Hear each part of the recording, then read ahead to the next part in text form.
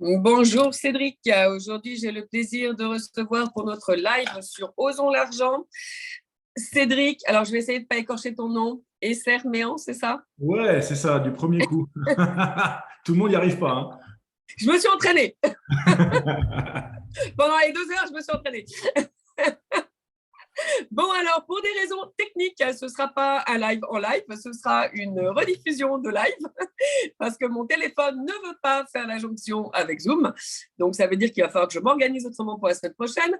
Bonjour à tous. Donc, aujourd'hui, on va aller creuser les mécanismes qui sont sous-jacents au fait de gagner de l'argent. À savoir, on va aller creuser le mindset, on va aller creuser tous les shifts qui doivent se faire dans votre tête pour pouvoir capitaliser, on va dire, vos compétences et en faire un patrimoine financier. Parce que aujourd'hui, le problème que vous rencontrez, c'est que vous partez à l'envers. Moi, j'aime bien dire souvent que les gens marchent à l'envers. Ils ne marchent pas sur la tête, mais ils fonctionnent à l'envers, à savoir que vous essayez de matérialiser et après de vous dire que vous allez aller bien dans votre tête parce que vous aurez de l'argent, mais la vie nous prouve qu'il faut commencer par aller bien pour pouvoir avoir de l'argent. Voilà, ça marche dans ce sens-là. Alors, qu'est-ce qui se passe dans notre tête et pourquoi Cédric? Cédric, quand on s'est connu il y a quelques années, il était venu me démarcher pour l'éducation financière et quand il m'a vendu son MLM, en l'occurrence à l'époque, je sentais que il n'était pas tout à fait convaincu de ce qu'il me vendait. On en avait discuté d'ailleurs et qu'il était lui-même dans une démarche que moi j'avais fait quelques années auparavant. Donc, Cédric, est-ce que tu peux nous expliquer d'où tu es parti? Et puis, je pense que là où tu es arrivé, on le cheminera au fur et à mesure de ce live. Ouais, bien sûr. Bonjour tout le monde. On s'est connus, ça devait être en 2017 ou 2018, donc ça remonte à déjà 4-5 ans facile. C'est ça. Et il s'était passé deux choses dans ma vie. Il s'était passé une chose et il y avait une chose qui n'avait pas changé.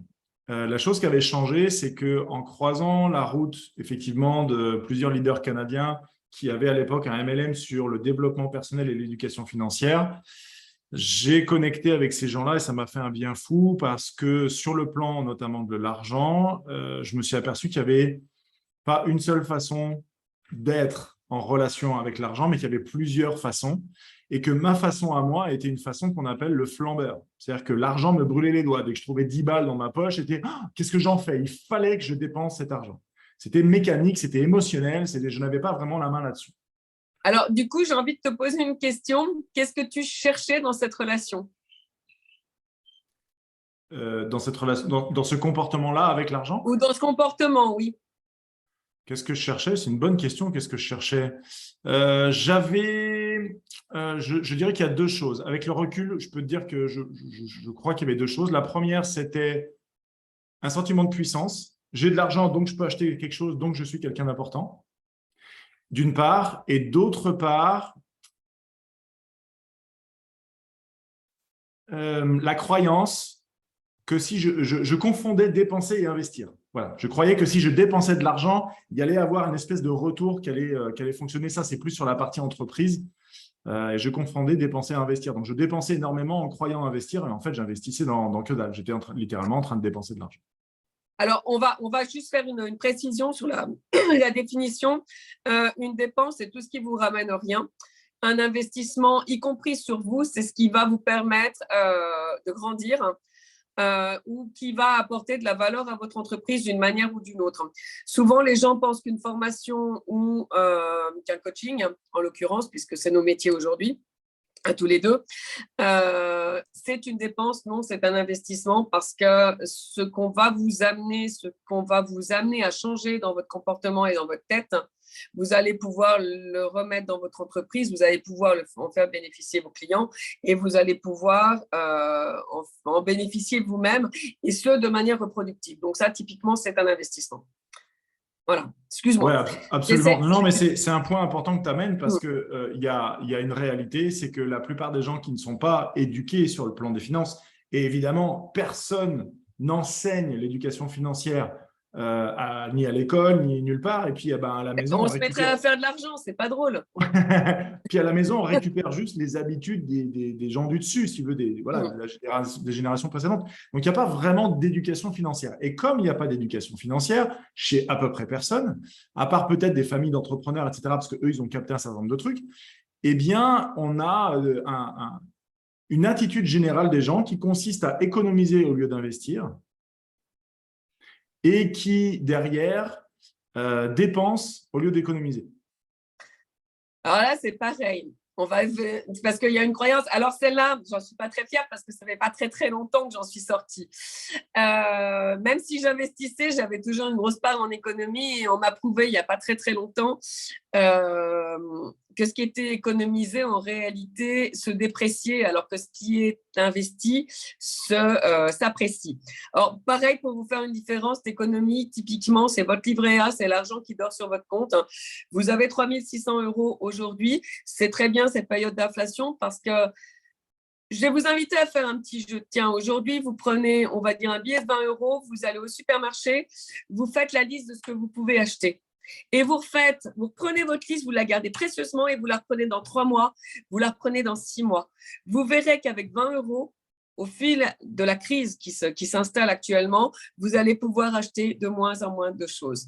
Donc, l'argent que vous gardez sur votre compte en banque, au fil des mois qui passent, au même titre que votre billet de 20 €, il perd de sa valeur. Ça veut dire qu'avec 3 600 € hier, vous pouviez peut-être acheter, je dis 3 600 parce que c'était ce qui est resté à dormir sur mes comptes.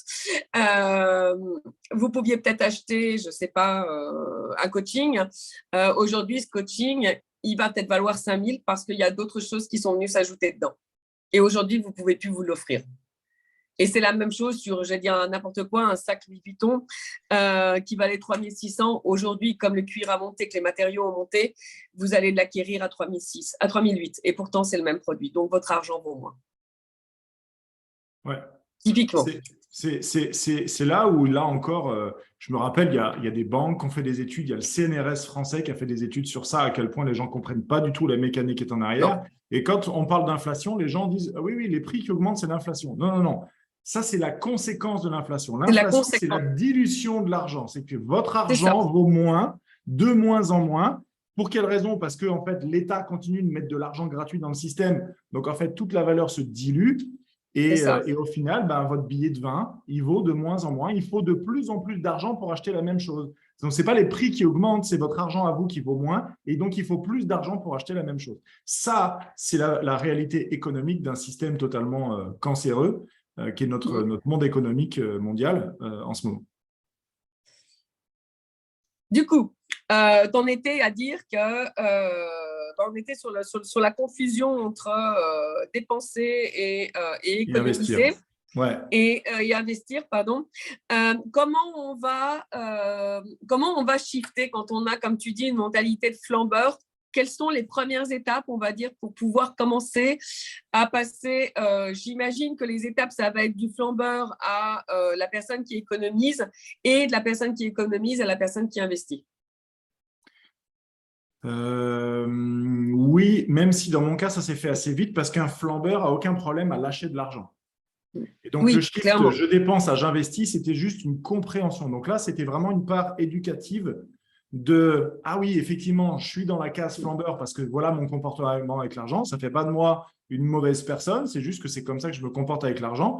Et du coup, si je veux que les choses changent, peut-être ça peut être chouette pour moi de commencer à poser des actions intentionnelles plutôt que d'être en permanence à réagir émotionnellement. » Et donc là, il y a toute une phase d'éducation financière et en l'espace de quelques semaines, avec le MLM en question dont on parlait tout à l'heure, j'ai effectivement fait la bascule de ça me coûte, c'est horrible pour moi l'idée, si je mets 20 € de côté, j'ai l'impression de me priver. Ça, c'est le flambeur. Et de l'autre côté, j'étais fier de mettre 20 € de côté parce que je savais que j'étais en train de prendre soin d'autres choses, etc. Donc, je savais le sens qu'avait la même action avait bougé grâce à l'éducation financière. Et puis derrière, effectivement, je mets de l'argent sur tel compte, je commence à passer en mode gestionnaire, épargnant, investisseur, j'investis ici, je mets de l'argent là, tatati, tatata. Et ça se faisait avec l'argent que je gagnais. Donc, c'est-à-dire sans gagner plus, c'est juste que l'utilisation de l'argent était différente. Et du coup, ça devient intéressant parce que dans le premier cas, tu étais gouverné par la pulsion que te donnait le fait d'avoir 10 euros dans ta poche. Ouais. Et donc, on peut définir une relation maître par l'argent, esclave, dans la manière dont il induit nos comportements. Et puis, tu as la relation que tu vas mettre en place où finalement, c'est toi qui vas décider de là où tu places le billet. Là, tu n'es plus en réaction, tu es en création au final. Ouais, exactement. Exactement. Mais c'est vrai qu'il a fallu pacifier les émotions en amont parce que on peut faire tout ce qu'on veut, la volonté ne pèse pas lourd face à un système émotionnel. Je veux dire, si vous êtes au bord d'une falaise, vous pouvez faire preuve d'une grande volonté, ça va être très très compliqué de ne pas avoir la trouille de tomber et de rester au bord. Vous allez naturellement avoir envie. Voilà. Donc ça, c'est face à une peur réelle de mourir. Mais là, finalement, c'était la peur de me priver d'argent et de mettre de l'argent de côté. J'avais le sentiment de me priver. C'était une émotion qui était très forte en moi. Impossible, quels que soient mes efforts de volonté face à ça, de contrer cet état émotionnel puissant. Donc, il a fallu changer mes pensées par rapport à ça. Donc, arrêter de créer cette sensation émotionnelle. Et à partir de là, on peut bouger facilement vers autre chose. Alors, deux questions. Pour justement que les gens, enfin pour que l'auditoire il arrive à comprendre, quand on parle, tu avais peur de te priver. Au final, aujourd'hui, si tu compares tes deux niveaux de vie, à quel moment tu te privais réellement? En fait, je me privais de le flamber. C'est ça qui piquait. Donc voilà, aujourd'hui, effectivement, l'argent qu'on n'utilise pas tout de suite, il est intense. En fait, c'est avant même qu'on se dise, OK, quelle est la somme d'argent que je peux dépenser? Il y a de l'argent qui est d'abord en premier mis de côté. Et en l'occurrence, nous, on débancarise beaucoup. Donc, on achète des métaux précieux physiques qu'on se fait livrer chez nous. Et on va aussi un peu sur de la crypto, histoire de diluer un petit peu les positions. On va éviter de donner ton adresse. Voilà. Et voilà, donc en fait, la première chose que je fais quand on reçoit de l'argent, c'est qu'on positionne une partie de l'argent qu'on a gagné et ensuite on vit sur le reste. D'accord, donc c'est indiscret de te demander quelle proportion? Quelle proportion ça représente alors, c'est un quart sur mes revenus à moi, ça fait un huitième sur les revenus du foyer. D'accord. Ce qui veut dire au final que tout le monde peut le faire à hauteur de ce qu'il gagne. Ouais, faites le même avec 5 euros. Voilà, Mettez 5 euros par mois de côté dans un processus et vous allez voir que si vous pouvez le faire avec 5, le mois d'après, vous pouvez le faire avec 10, le mois d'après, vous pouvez le faire avec 20. Et il y a un truc absolument magique avec le fait de se payer en premier. Ça, c'est un des principes que j'ai le plus adoré, qu'on crée le plus de bascules chez moi. C'est se payer en premier, ça veut dire que quand je reçois mon salaire, la première chose que je fais, c'est que je mets de l'argent sur un compte de secours, histoire d'avoir 1000 ou 1500 balles d'avance si jamais il y a un problème avec la bagnole, je n'ai pas besoin de faire un crédit conso pour payer la réparation. Voilà, ça c'est la première chose. Donc, se payer en premier, c'est ça. Si je ne fais pas ça, je me paye en dernier. C'est-à-dire, je paye toutes mes factures, les courses, le loyer, le gaz, le machin, le truc. Et ce qui reste à la fin, éventuellement, c'est pour moi. Et comme il reste que dalle, eh ben, je ne me paye pas. Donc, du coup, je passe en dernier. Je passe après l'État, je passe après la bouffe, je passe après l'essence. Donc, je me paye en premier. Et on se dit, mais mécaniquement, ça ne peut pas marcher. Si j'enlève 200 euros par mois, dès que je reçois mon salaire, j'enlève 200 euros. Je ne peux pas, vu qu'avec tout, déjà, ça ne marchait pas avant. Eh bien, il y a un côté absolument magique et je vous mets au défi d'essayer. Mettez une somme d'argent qui vous semble aujourd'hui trop, ça peut être 50, ça peut être 200, ça peut être 500, peu importe, en fonction de votre situation financière, et vous allez voir que vous n'allez pas finir plus mal qu'avant. Vous allez finir au même niveau de découvert ou au même niveau de je suis proche de zéro comme avant, sauf qu'entre-temps, il y a eu 50, 100, 200 balles qui ont été mis de côté, et derrière, vous dites ah, ça marche, trop bien. Voilà, et là, on va aborder au final cette reprise en main de notre portefeuille, de notre porte-monnaie, où finalement, on va plus se laisser guider. Parce qu'au final, ce qui nous guide souvent face à l'argent, c'est les émotions qu'on plaque dessus. Que ça. Comment on va aller se déshabiller, enfin, comment toi, tu t'es déshabillé de ces émotions pour finalement reprendre cette maîtrise? Alors, comme je disais, moi, je suis passé par une phase d'éducation, d'immersion dans beaucoup des audios. C'était un programme. Hein. C'est-à-dire que quand on s'était vu, Patricia, Oui. il y avait un livre, il y avait un cahier d'exercices et il y avait des CD audio. Et donc, j'écoutais ces conférences, j'en écoutais 2-3 fois. J'avais fait les exos, j'avais lu le livre. Donc, je m'étais immergé dans un univers où les gens n'étaient pas comme moi, où les gens pensaient avant de réagir, pensaient avant d'agir, au lieu de réagir et de dire « Ah merde !» Tu vois, c'est comme au Far West, les mecs, ils tirent d'abord et ils jugent après. Quoi. Tu vois, c'était un petit peu…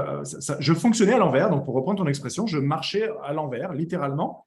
Et donc, m'immerger dans cet état d'esprit, dans cet univers, de fréquenter des humains que je connaissais, les fameux Canadiens de l'époque, qui sont toujours des amis en passant, Charles, Denis, Joss, Pat. Et, et voilà, et donc m'immerger dans un univers avec un autre état d'esprit que le mien m'a fait juste naturellement bouger parce que c'était une autre normalité avec des gens qui avaient une certaine prospérité financière que je n'avais pas. Donc, tu sais ce qu'on dit, hein, si tu fréquentes des chiens assez souvent, tu vas finir par attraper des puces. Et ben là, les puces que j'ai attrapées, c'était de l'intelligence financière finalement. Oui, ce qui a amené au final à une autre évolution, puisque à l'époque où on s'est quitté, enfin où Facebook nous a séparés, parce que je ne sais pas pourquoi les profils n'étaient plus visibles, tu étais supposé partir au Canada. Ouais. Donc, comment on préserve, parce que du coup, tout a été bouleversé avec le Covid, comment tu as réussi pendant cette période-là à préserver ton mindset avec ce qui est en train de se mettre en place? Toi, tu étais dans un entre-deux au final, et Dieu sait que l'incertitude et l'entre-deux, ça peut te bouffer. Hein, je l'ai vécu pendant 22 mois, j'ai une petite idée de ce qu'on peut ressentir à chaque annonce où on se dit allez, ce coup-ci c'est la bonne, et puis non, les gouvernements ne réouvrent pas et on voit que ça s'enlise encore un peu plus. Comment tu préserves ton mindset par rapport à l'argent face à cette espèce d'instabilité? Comment on met des choses en place? Comment on continue d'avancer? Pour moi, notre plus grande sécurité vient de notre autonomie. Elle ne vient pas de l'extérieur.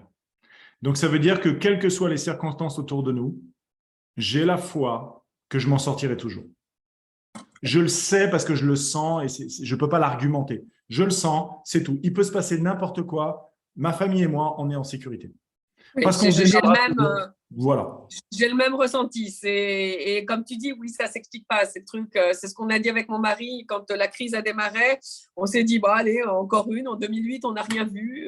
Bon, là, on l'a un peu plus vu parce qu'on n'était pas géographiquement chez nous. Mais voilà, c'est un Ouais. truc neutre. Donc, ça, c'est la première chose. C'est le sentiment de sécurité interne qui provient de ce sentiment de valeur et sentiment d'être autonome par rapport à notre capacité à créer de l'argent. Le fait d'être entrepreneur, c'est aussi, je peux pivoter, me retourner et me mettre à vendre d'autres produits ou d'autres services, et puis je trouverai toujours une façon de subvenir à mes besoins de manière matérielle et financière. En revanche, la grosse bascule qui a eu lieu pour moi il y a 2 ans, donc fin 2019, si je ne m'abuse, ouais, c'est ça. Fin 2019, je prends encore une fois la décision. Donc, la situation est la suivante. On a dit à tout le monde, nos familles en premier avec ma femme, qu'on rendait la maison dans laquelle on était en loc et qu'on vendait les meubles et qu'on vendait tout parce qu'on s'apprêtait à partir au Canada. En fait, il n'y avait absolument rien de prêt. Mais on était tellement financièrement dans la merde qu'on ne pouvait plus payer le loyer. Donc, la jolie façon de le dire et de sortir la tête haute de cette histoire, c'était non, mais on rend la maison, de toute façon, on va bientôt partir. Et donc, on est parti habiter chez mon beau-père. Le dernier mois de loyer, on a dû demander un paiement en 10 fois, pour te dire. D'accord, ouais. Tu vois, c'était 1500 balles de loyer, on a demandé à payer 10 fois 150 balles. Ils ont été adorables, ils ont accepté, etc. Mais c'était vraiment la chiotte. Ma femme était orthophoniste, plus de revenus parce que non vaccinée. Moi, j'avais rien redémarré. J'étais toujours en train de patauger avec des entreprises qui décollaient pas. Donc, j'avais pas de revenus non plus. On avait littéralement plus rien. Et on n'avait pas vraiment d'économie. Voilà, on en avait un peu, mais ça avait vite fondu. Donc, on n'en avait plus. Et donc, voilà. Et en l'occurrence, je récupère à un moment donné une somme d'argent qui provenait d'une vieille vente. Voilà, j'avais vendu des panneaux solaires pendant un temps. Et je récupère ce capital-là. Sauf que, au lieu de me dire je paye mes dettes et on se remet bien, c'est où est-ce que je l'investis. Parce qu'en fait, j'avais un plan d'étalement pour mes dettes et tout. Donc oui, j'étais en dette, mais j'avais du cash. Qu'est-ce que je fais de ce cash? Et j'ai choisi de m'offrir encore une formation. J'ai investi en moi alors que j'étais en dette à côté. Donc, voilà, pour moi, c'était évident. Peut-être que pour d'autres, ils auraient préféré éliminer les Tu dettes vas investir d'abord, dans quoi, etc. du Mais coup? j'ai investi dans une formation où j'ai appris la lecture énergétique avec mon ami Laurent Marchand. Et c'est ce qui a fait toute la différence. C'est que ça m'a permis, cette formation m'a permis de me reconnecter à mon intuition. Et depuis mon intuition, en fait, je ne peux plus me tromper. Vous Oui. savez, on s'est tous dit, putain, je le savais, j'aurais dû m'écouter. Ça, c'est quand notre intuition nous parle, qu'on ne l'écoute pas, on choisit la voie du mental et merde, j'aurais pas dû. Et ben, Et quand on se on prend la apprend à suivre son porte. intuition, et ben d'un coup, on se Hmm. met à faire plein de bons choix, et en tout cas des choix favorables. Et ça, ça a été une vraie bascule, y compris sur l'argent. Bon, je crois que je te ferai revenir pour parler de l'intuition. Avec plaisir. Je crois que ça va être la grosse thématique du mois de février. Donc, du coup, tu vas investir cette somme dans une formation qui va te permettre, elle va t'ouvrir quoi comme voie au final? Je vais cesser de me comporter comme celui que j'ai cru que je devais être pour faire plaisir aux autres. Et je vais commencer à m'écouter, mais ma petite voix intérieure, ce truc subtil-là. Ce truc Et subtil qui ne parle pas, mais qui fait des sensations dans le ventre, qui vous ouais, impose une décision en vous disant « je sais que c'est la bonne ».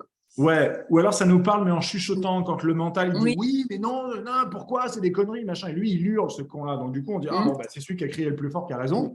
Mais à l'intérieur de nous, il y a cette part de nous qui sait, en fait. Et elle, ben là, il y a eu cet élan de dire allez, je mets cet argent dans cette formation, je sauve mon cash, donc je paye en plusieurs fois, etc. Vraiment, c'est en mode gestion de trésorerie.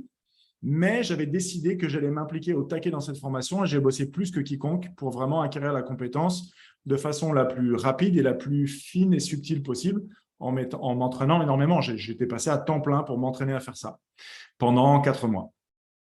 Et au sortir de ça, en fait, pendant ce truc-là, vu qu'on apprend en fait la lecture énergétique, ça nous permet de savoir à l'intérieur de nous.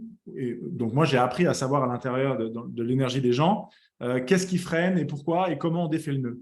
Et donc, pendant que je m'entraînais, forcément, d'autres s'entraînaient avec moi. Et donc, j'ai reçu énormément d'informations à propos de qu'est-ce qui se passe à l'intérieur de moi auquel je n'ai pas accès consciemment, qui fait que je me comporte d'une certaine façon qui fait tout foirer. Et dans mon cas, c'était le perfectionnisme.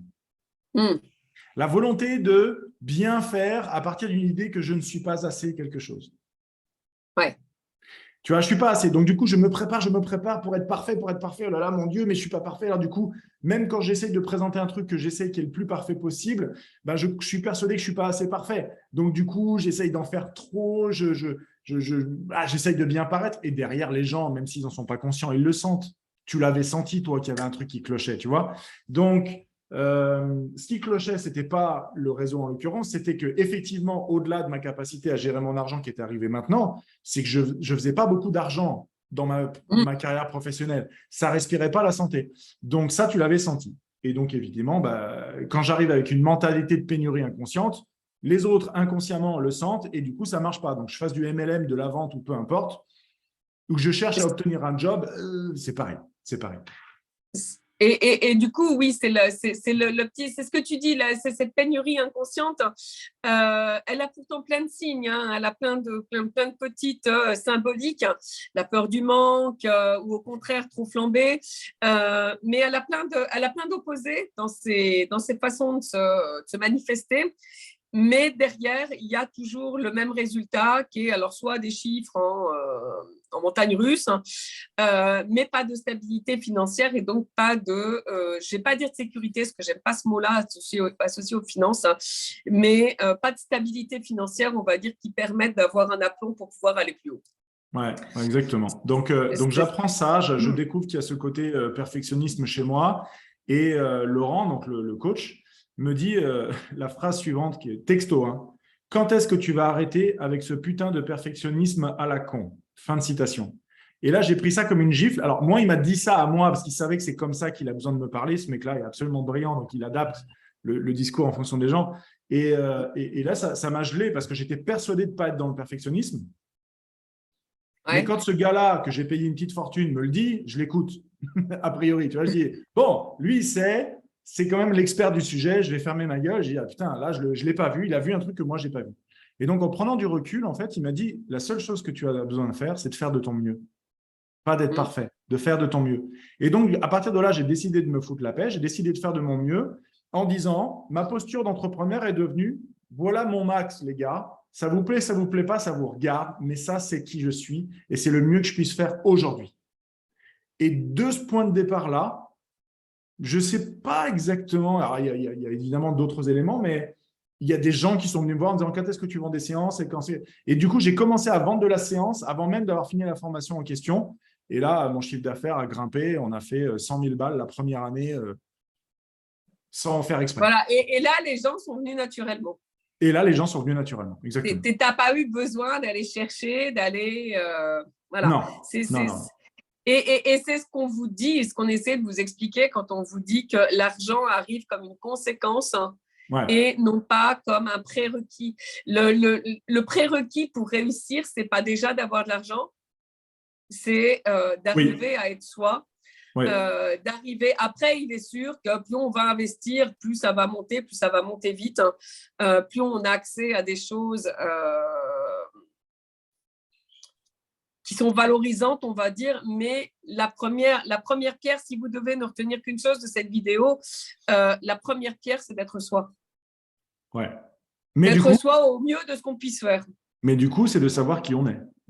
C'est ça, ça impose de savoir qui l'on est. Et c'est là où il faut descendre et avoir un regard objectif sur soi-même et se dire, alors, ça c'est qui je suis et tout autour, il y a tel et tel masque, il y a telle et telle croyance inconsciente, etc. Tout seul, aucune chance, les gars. Je veux dire, n'importe quel champion, athlète olympique, pas coach, mais chef d'entreprise, etc., tout le monde se fait coacher. Tout le monde se fait coacher. Même les gens au plus haut niveau, parce qu'ils savent que c'est super difficile d'avoir une vision objective sur soi. Donc, on a besoin d'avoir un regard extérieur. On a besoin du regard extérieur, tout à fait. Moi, je sors d'une immersion de 3 jours avec des gars d'un vrai gros calibre. La quantité de valeur avec laquelle je suis reparti, j'ai fait des chiffres monstrueux, mais parce que c'est nécessaire, c'est nécessaire. Aussi bon que je sois, je ne verrai jamais, je peux pas me voir moi-même, même en lecture énergétique, je ne peux pas me voir moi-même tel que je suis vraiment, j'ai besoin. Moi, je demande aux gens qui bossent avec nous dans l'équipe, les coachs qui donnent des séances, je dis, OK, donne-moi une séance à moi, j'ai besoin de continuer d'avancer, tu vois. Donc, ouais. Et concernant l'argent… Du coup, aujourd'hui, ça se passe comment avec l'argent? Ben, dès que j'arrête de forcer, il arrive. Dès que tu arrêtes de forcer, ça, c'est intéressant. Ça, c'est super intéressant parce que j'ai plein de gens qui me disent « Ah oui, mais alors il faut, je dois. » Voilà. Et alors ça, c'est mon échelle. Ça, j'adore. Ça, c'est l'échelle de la déréussite. Ça, je l'appelle comme ça. C'est-à-dire qu'il faut, c'est le premier barreau, puis tu attrapes le deuxième barreau, c'est « Je dois ». Puis tu arrives en haut, tu es épuisé parce qu'évidemment, tu as voulu monter vite. Et puis, tu t'aperçois que ton échelle, elle est attachée à rien du tout, qu'elle donne sur nulle part. Et qu'une échelle, quand elle n'est pas attachée, elle fait poum, tout simplement. Je fais exactement le même constat que toi. 100%. Voilà. Et donc, enlever, parce que le « il faut », ce n'est pas l'être. L'être, il ne se force pas. Je veux dire, le matin où je me lève, où je me dis « Ah, il faut que je fasse ça ». En général, mon mari me voit faire demi-tour, arriver à la porte de la chambre, je vais me recoucher. Il me regarde bizarrement. La première fois, il m'a regardé bizarrement en me disant « Non, j'ai besoin de 20 minutes de dodo encore. Là, il y a un truc qui n'a pas… » J'ai dû me réveiller avec l'ego qui était réveillé, l'intuition qui dormait encore. Donc, Exactement. C'est une vraie capacité, une vraie compétence à acquérir de s'entendre penser, de s'entendre parler, de s'écouter parler. Mais c'est vrai que quand on commence à prendre l'habitude de dire qu'est-ce que je suis en train de penser, à quoi je suis en train de penser, qu'est-ce que je viens de dire, et de s'écouter parler et de s'entendre dire les « il faut » et « je dois bien » et « oui mais quand même » et « ce serait mieux que », et ben en fait on n'est pas en train de partir de nous, on est en train de partir du cadre de référence de quelqu'un d'autre. Ou du cadre de la société. De la fin, quoi. C'est ça. C'est ça. Donc, voilà, tout à l'heure, tu m'as dit, je voudrais revenir là-dessus parce qu'en off, tu m'as parlé que tu personnifiais l'argent pour pouvoir avoir une relation. Ouais.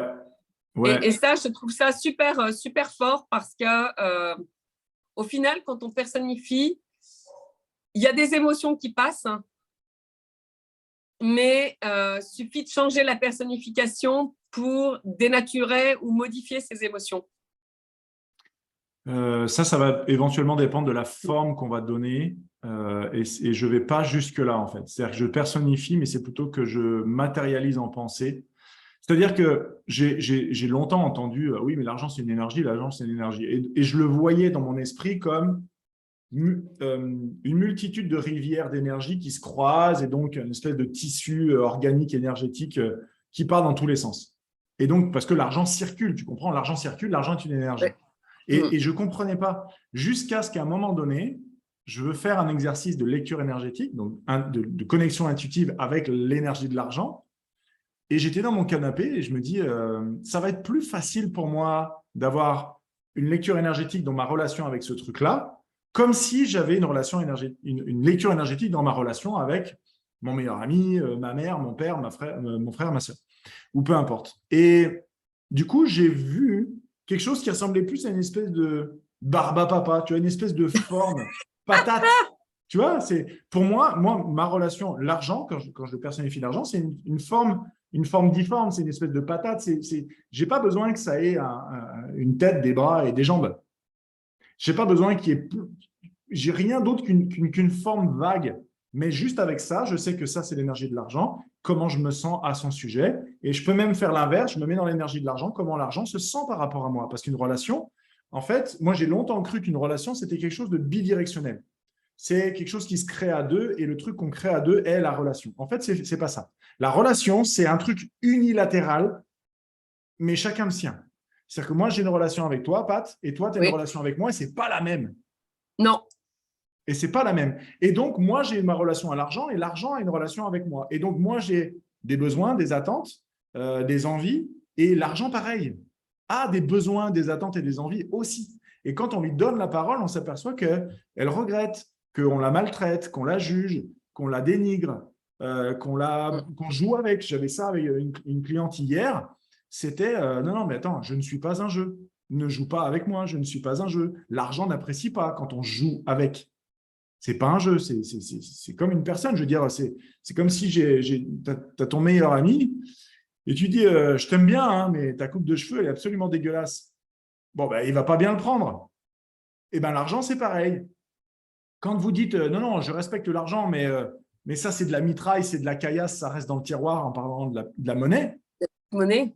et ben en fait, vous êtes en train de dénigrer une partie de l'argent. Et l'argent, lui, ça ne lui plaît pas. Donc, tant que vous n'êtes pas capable de respecter un centime comme vous respectez 50 euros, émotionnellement parlant, je veux dire, en termes d'état d'esprit, eh ben, il y a un truc qui ne marche pas. Donc, voilà, bon, évidemment, c'est complexe, c'est une relation, ce n'est pas juste un truc binaire, il y a plein de couches, mais en tout cas, voilà comment moi, j'ai connecté cette relation à l'argent et comment je travaille avec mes clients à propos de ça aussi. C'est systématiquement comme ça. Comment toi, tu te sens par rapport à l'argent et comment l'argent se sent par rapport à toi et comment on renoue une merveilleuse, belle relation de meilleurs amis entre eux plutôt que, ouais, mais tu as vu comme tu m'as parlé, du coup, je ne sais pas trop comment me positionner par rapport à toi. Tu vois.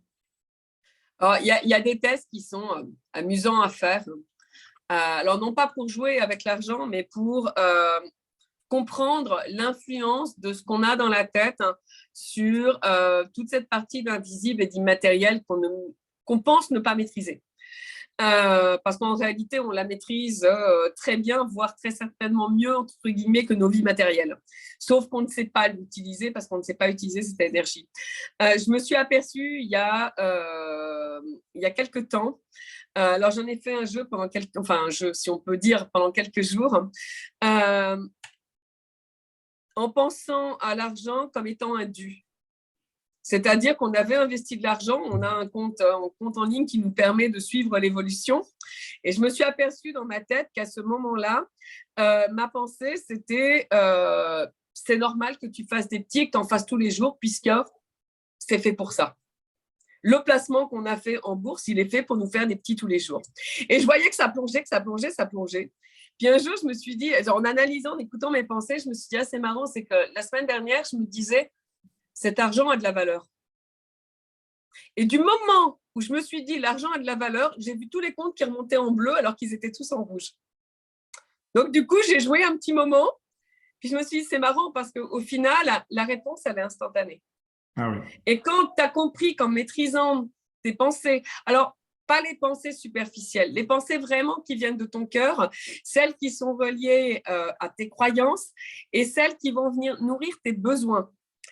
Et là, tu t'aperçois que tu as une espèce de fusion qui se fait et où au final, tu maîtrises. J'ai toujours cette image de Casper dans un dessin animé qui, voulant attirer quelque chose, mettait ses mains, se concentrait et tirait. Et là, c'est exactement la même sensation. C'est une image qui m'amuse beaucoup. Moi, j'aime bien ce petit fantôme. Et puis, souvent, quand je pense à quelque chose et que je veux quelque chose, je me remémore cette image du petit fantôme qui attire à lui parce qu'il le sent, parce qu'il le veut. En l'occurrence, je crois que c'était être adopté pour être comme étant un gentil petit fantôme et non pas un fantôme pour faire peur. Et c'est une image qui me parle parce qu'au final, ça part de l'intérieur. Et tu t'aperçois qu'il y a beaucoup de gens qui te parlent de l'argent comme besoin. L'argent n'est pas un besoin. Ça, c'est pareil. C'est un moyen. Ouais, ça l'est devenu dans la première perception superficielle. Mais effectivement, on n'a pas besoin d'argent, on a besoin de ce qu'il y a derrière. De ce que ça permet, de ce que ça représente. Symboliquement aussi, je pense qu'on néglige beaucoup trop la part symbolique des choses. Et nous, on le voit, depuis 2 ans, on a accompagné peut-être 350 personnes. La symbolique, on travaille avec toute la journée, quasiment que en symbolique. Et c'est fou. Si tu travailles avec l'intuition, tu travailles sur la symbolique. Et voilà. Ouais. Donc, c'est OK.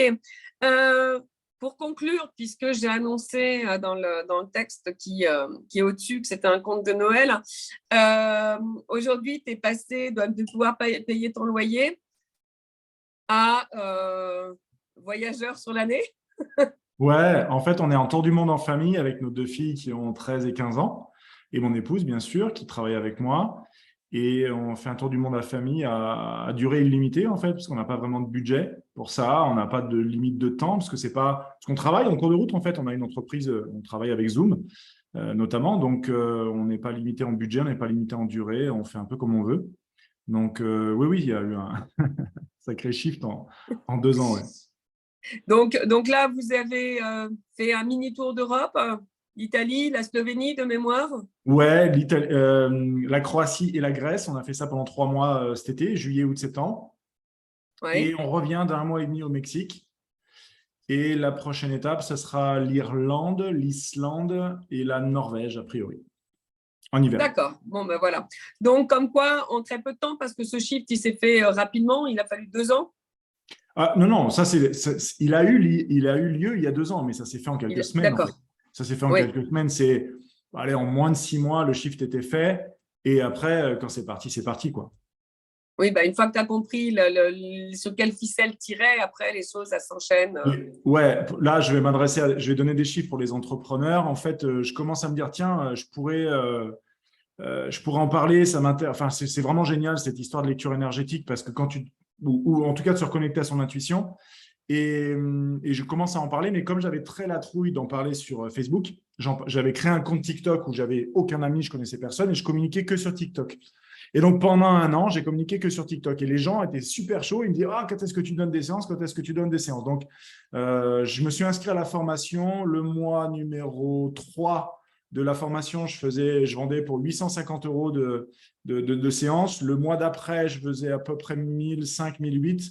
Le mois d'après, on faisait 2005 et après, ça n'arrêtait pas de s'accélérer. Donc, voilà, en communiquant juste en organique sur TikTok, sans aucune pub, tout ça, on a fait 100 000 € la première année. Juste, on a fait les comptes à la fin décembre, on a fait putain, ça fait 100 000. Oh la vache. Il n'y a aucun objectif, aucun plan d'action, rien. C'est tout à l'intuition. Et là, c'est la rampe de lancement, quoi. Mais c'est ce qui marche, c'est ce qui marche le mieux. Bon, moi, j'ai un rapport, je t'aime moi non plus, avec mon intuition. Parce que ça fait longtemps qu'on travaille ensemble, elle et moi, depuis ma naissance, et qu'elle n'est pas toujours très, très sympa dans les messages qu'elle m'envoie. Donc, parfois, je la mets en sommeil, je l'écrase lamentablement. J'en fais une petite crêpe et au bout d'un moment, j'ai des scrupules. Alors, il faut que je la déplie et que j'aille lui rendre une forme, hein, typiquement, et qu'on renoue notre relation, voilà. Mais ça, c'est pareil, moi, ça fait partie de l'objectif de cette année parce qu'on a eu, alors on l'a vécu ensemble, elle et moi, mais on a eu la vie dure pendant 2 ans parce qu'elle m'a servi de guide dans des arcanes dont on a parlé tout à l'heure qui n'étaient pas forcément très cool. Mais j'avais pris à cœur de me dire, OK, c'est pour ça que je suis là, c'est parce que je sais le faire, donc je vais le faire. Et je suis arrivée moitié 2022. J'étais épuisée, donc je l'ai remis dans sa boîte. Je lui ai dit, tu me fous la paix pendant quelques mois, et puis quand je serai prête, je te ressortirai, mais je te ressortirai encore plus belle que tu ne l'es. Voilà. Donc d'ailleurs, c'est assez drôle qu'on en parle aujourd'hui parce que ça va se passer demain. Voilà, je vais aller la déplier, la défroisser, lui mettre une jolie couronne sur la tête et la considérer comme une reine. Voilà, c'est la décision de cette fin 2022, c'est de l'honorer à hauteur de... Donc, je reviendrai vers vous aussi pour vous en parler parce que j'ai une longue vie avec elle et que ce n'est pas toujours rose, même quand tu la suis. C'est fluide, c'est simple, mais ce n'est pas toujours facile à encaisser. C'est ça. Je fais le teaser pour le, pour le mois de février parce que je pense que ce sera la thématique de février. Voilà, ben écoute, on te retrouve où prochainement? Alors, à l'Olympia, je serai du côté de Reims pour une retraite des entrepreneurs dans le cœur de mon ami Romain Clamaron. Ça sera notre deuxième participation à cette retraite. C'est 5 jours pour faire le bilan de l'année, basculer vers l'année prochaine. Nous, ça a été un gros levier pour nous permettre de tripler notre chiffre d'affaires cette année. À quel niveau? Pour les rencontres faites ou pour le mindset qui en découle? Les prises de conscience, les rencontres. J'ai rencontré des amis, un mentor, des clients. Enfin, ça a été impressionnant. Mais surtout, c'est de faire une vraie pause et de permettre de prendre du recul. C'est une retraite. Ce n'est pas un stage, c'est une retraite. Donc, pendant 5 jours, tu débranches le téléphone, tu médites le matin, tu fais des chants, etc. Moi j'y suis allé. Alors après, tu as des intervenants, tu as des mastermind business, tout ça. C'est une retraite d'entrepreneur. Mais le matin, tu commences avec méditation, chant, yoga, machin. J'étais là. Bon, j'y vais malgré ça. Parce qu'il y a un des intervenants, Jean-Luc Devacteur en l'occurrence, je voulais absolument rencontrer ce mec-là. Et en fait, les trucs que j'ai le plus aimé, c'était les chants. Moi, j'ai adoré. Ça m'a reconnecté à une part de moi beaucoup plus profonde. Ça a été une vraie pause. Et derrière, on a mis 3 mois, toute notre affaire en stand-by. Pendant 3 mois, on n'a pas travaillé début d'année 2022 en se disant, OK, sur quel genre de base solide on va bâtir un business légendaire sur une trajectoire objectif 1000 ans, tu vois, 1000 années de vision. Et en fait, on est parti là-dessus. On n'a pas travaillé 3 mois. Et donc, au final, on va avoir triplé le chiffre d'affaires en 9 mois. Donc, tout en ayant voyagé. Voilà, c'est ça. Tout en ayant commencé un tour du monde, etc. Donc, non, ça a été une grande bénédiction pour nous. Et là, en plus, on a la chance d'être intervenant cette année. Dans les participants, on a des Antoine Redel, Julien Ridouard, Canmagne. Enfin, il y a de la pointure quand même. C'est une vraie bonne idée de participer à cette retraite. Il y a encore une dizaine de places, je crois, pour participer, pour ceux qui veulent. Je ne suis pas organisateur du tout, mais je vous file l'info.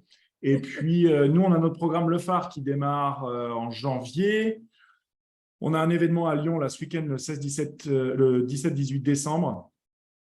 C'est dans 4 jours. Et puis après, on aura certainement d'autres événements en début d'année en présentiel. Parce qu'on revient en France à chaque fois, donner des présentiels avec nos clients, puis après, on repart.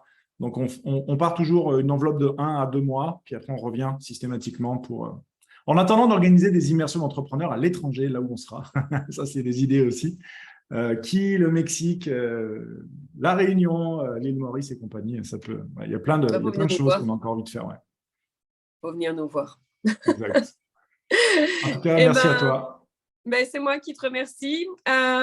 Donc, pour la suite du programme, la semaine prochaine, je reçois Madeleine Lejeune, qui, contrairement à son nom, a 80 ans et qui est femme d'affaires. Et au fin décembre, je reçois Canmagne, justement pour nous parler de ce qu'il appelle son mindset, son chiffre du mindset en papier, à ce que j'ai appelé son mindset en or massif. Donc voilà, donc vous l'aurez compris, tout le mois de décembre, on va s'occuper de vous remettre les idées en ordre, de vous faire marcher dans le bon sens, avec l'argent pour que vous puissiez passer une excellente année 2023 et puis que vous puissiez matérialiser enfin la vie que vous méritez et non pas celle qui vous limite. Voilà, je vous remercie à tous, je vous dis à la semaine prochaine à midi. J'espère que ce sera moins problématique que cette semaine. Une bonne continuation à tous. Merci beaucoup, Cédric. Avec joie. Et puis, bravo pour le casting, parce que Madeleine et Cannes, c'est des pépites. Ah ben c'est... voilà, moi, ça a été mon intuition, là, pour le coup, le guide. Génial. Ça a été... Donc, voilà. C'est des gens que j'ai envie de faire découvrir et puis surtout, c'est des mindsets parce que c'est des approches différentes. On a tous, moi j'ai évoqué mon approche la semaine dernière, c'est vraiment 4 approches différentes au final de la relation à l'argent et je pense que chacun pourra venir y piocher, y trouver son compte. Sûr. Donc et puis surtout montrer aux gens qu'il n'est jamais trop tard. C'est clair. Voilà. Eh ben, merci à tous. Merci Cédric. Je vous retrouve la semaine prochaine. Et puis, pour ceux que je n'aurai pas l'occasion de revoir, de bonnes fêtes de fin d'année. À bientôt. Bye bye les amis. Salut.